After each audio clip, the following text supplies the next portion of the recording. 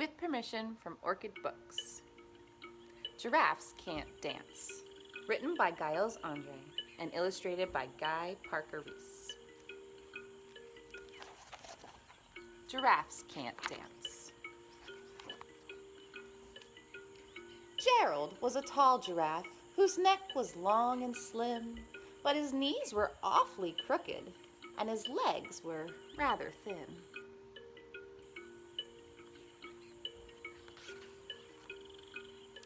He was very good at standing still and munching shoots off trees, but when he tried to run around, he buckled at the knees.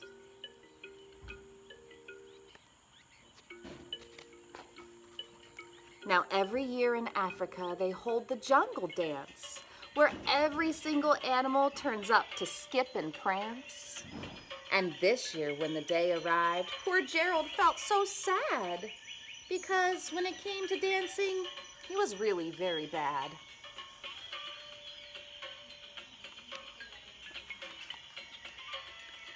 The warthogs started waltzing, and the rhinos rock and rolled. The lions danced a tango that was elegant and bold.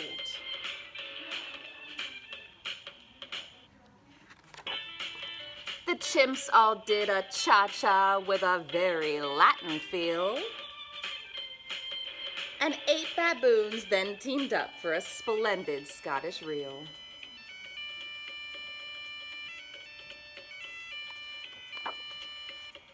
Gerald swallowed bravely as he walked towards the floor, but the lions saw him coming and they soon began to roar. "Hey, look at clumsy Gerald," the animals all sneered. "Giraffes can't dance, you silly fool. Oh, Gerald, you're so weird."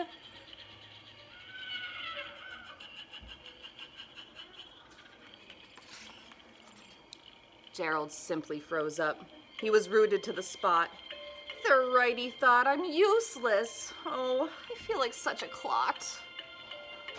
So he crept off from the dance floor and he started walking home. He'd never felt so sad before, so sad and so alone.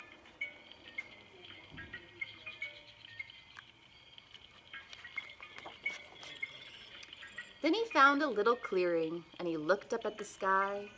"The moon can be so beautiful," he whispered with a sigh. "Excuse me," coughed a cricket, who'd seen Gerald earlier on, "but sometimes when you're different, you just need a different song."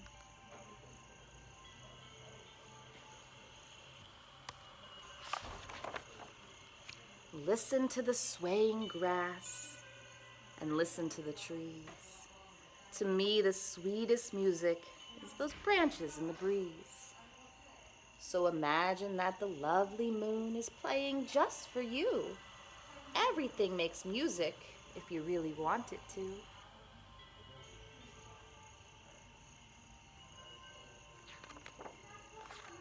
With that, the cricket smiled and picked up his violin. Then Gerald felt his body do the most amazing thing. His hooves had started shuffling and making circles on the ground. His neck was gently swaying and his tail was swishing round.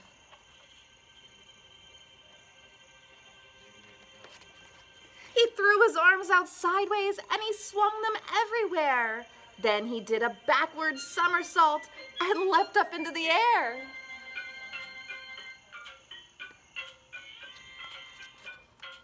Gerald felt so wonderful, his mouth was open wide.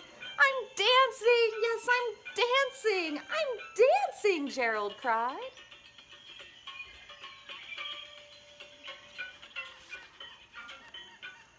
Then one by one, each animal who'd been there at the dance arrived while Gerald boogied on and watched him quite entranced.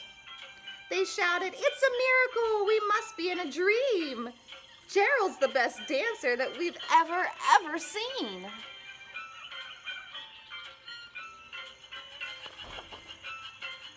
"How did you learn to dance like that? Please, Gerald, tell us how." But Gerald simply twirled around and finished with a bow.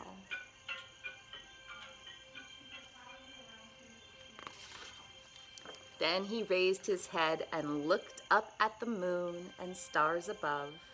We all can dance, he said, when we find music that we love.